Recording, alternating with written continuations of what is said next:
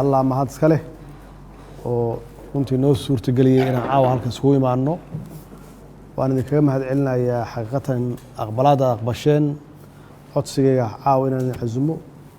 واعتمادان بالله الصومالية أنا الرب إن نكوهم بليايو إذا كوا ما هاد عليو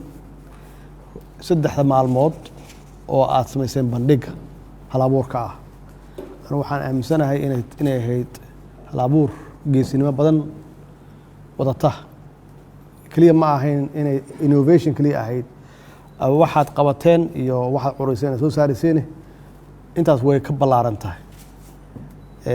وحنا كبلارنته أنا وادين شيء جاية وحنا ربعنا نقوم عليو كقب قرياشة iyo dadka sponsor gareeyay ugu horeeyaan ganacsatada dahabshiil hormood salaama IBS aad iyo aad yaan runtii idinkaga mahad celinayaa ajar iyo xasan Allah idinka siiyo maxaa yeelay waxaa qabateen runtii waa ka weyn tahay kaliya inaad sponsor gareysaan waxay ahayd dhiirigelin aad ku dhiirigelinaysan dhalinyaradu inay maskaxdooda shiilaan oo ay aad u shaqeeyaan ay curiyaan wax soo saaraan waana runtii waxa ugu wanaagsan oo investment la geliyo way aad iyo aad yaan kaga mahad celinayaa waxaan u mahad celinayaa qabanqaabiyey organizerska hawshan runtii iyadoo la og yahay in magacyo xun nalaga faafiyo sumcad xun nala siiyo ku dhiiraday inay qabanqaabiyaan oo abaabulaan oo runtii ka miro dhaliyaan inay qabsoonto aad iyo aad yaan runtii aan uga mahad celinayaa iras aad iyo aad yaan runtii dadaalka aad geliseen hawshan iyadoo kale sidaasoo kale idinkaga mahad celinayaa waxaad ogtihiin imageka iyo sumcadda maanta Soomaaliya ee leedahay oo soo taxnaa muddo 30 sano ku dhawaada oo markii aad geliso Google-ka markii dadka la weydiiyay Soomaaliya image u soo baxay markiiba wax fiican ma aha marka waxa isbedeli kara waa idinka dhalinyarada way adduunyada waxaas waa soo wada martay annaga uma horeyno waana looga horeeyay laakiin kuwii nooga horeeyay waa ka baxeen waxay uga baxeen waxay ka heleen reference khibrad iyo ka heleen dib dambana uguma noqon markasta oo wax ka qasmi rabaan taariikhda waxay tusaysaa inta qof oo ku dhimatay sababtii dhibkaas uu bilowday iyo wixii ay ku mutaysteen waxaas oo markii si loo fiiriyana waa dhibaato maxaa yeelay 30 sano ka harnay caalamka 30 sano yaan dhiig ummaddu dhex dabaalinaysay iyo dhibaatooyin iyo qax iyo abaaro iyo hadda fatahadan biyaha ah oo wax badan laga qaban karay marka in aan wax ka barano marka intaasoo idil aan marnay waxaan qabaa idinka way dadkii ka bixin lahaa dhibkaas ma aha dowladda kaliya dowladda waa sax iyadaa laga rabaa inay dadkii wax u tilmaanto oo ay shaqadeeda organize garayso oo dadka ay howlgeliso oo ay wacyi geliso ay tusaaleyso laakiin waxaa laga rabaa xooggii dhalinyaradii yaa laga rabaa sida hadda maskaxdiina u shiilaysaan inaad ogaataan dalka dagaal inuu ku jiro aad ku baraarugsanaataan sidii dagaalkaas aan uga adkaan lahayn cadowgeenna waa shabaab waa xaqiiqa cadowyo kalena waa iska jiraan Soomaaliya aan doonayn inay istaagto sabab badan awgeed waa tanaa annagoo dhib ku jirna yaa waxaad ka fikiraysaan innovation inaad curisaan ganacsatadii waa maal gelinayaan meel laga heli kara mal intaas marka haddii lagu daro dowlad adag iyo dowlad wanaag iyo stability lagu daro waxaad garanaysaa inaan dad badan noo arki karaan khatar noo arki karaan marka dad baan rabin marka inaan gaarno meeshaas inaan gaarno marka runtii dhalinyarada aad iyo aad yaan idinkaga mahad celinaya waan idinku bogaadinayaa shaqada wanaagsan aad samayseen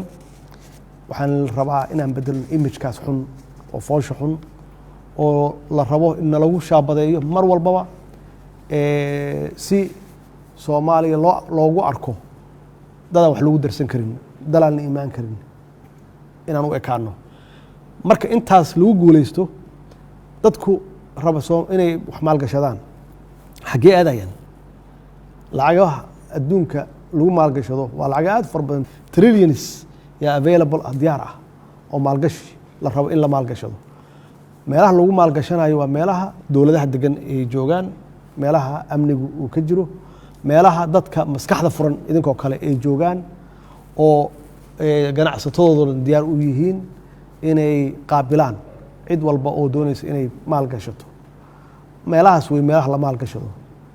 marka haddii marka annaga aynan u istaagin oo dowladdiinu saa sheegteen aysan ka shaqaynin stability aysan ka shaqaynin dowlad wanaag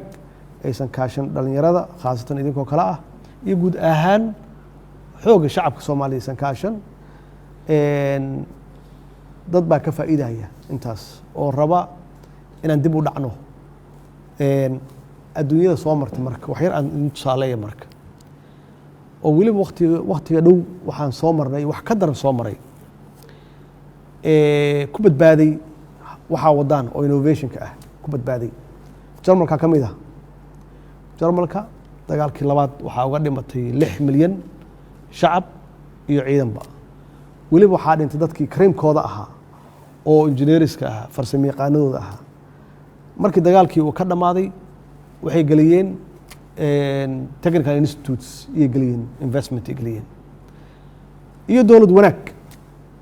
haddana dee waxa weeye waa waddanka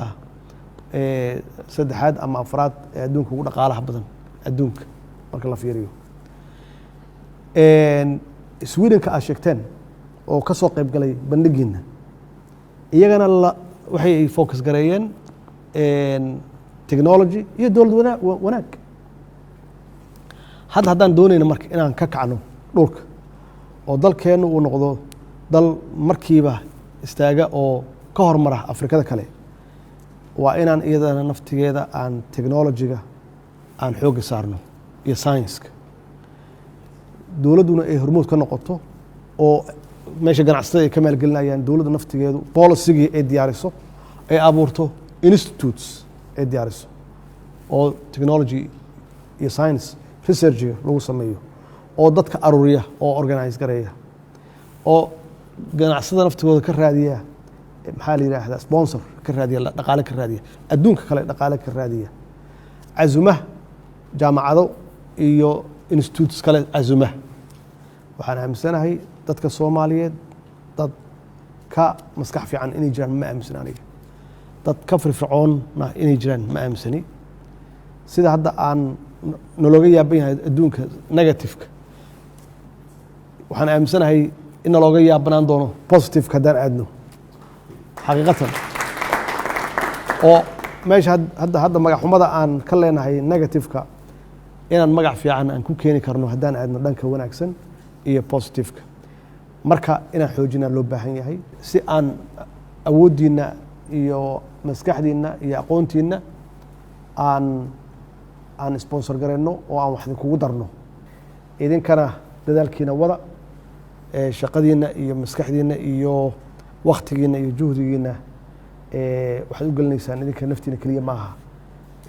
imageka Soomaaliya inaad wax ka bedeshaan marka waa mahadsantihiin insha Allah waa noo sanad soo socda hadduu Ilaahay caafimaad iyo nolol siiyo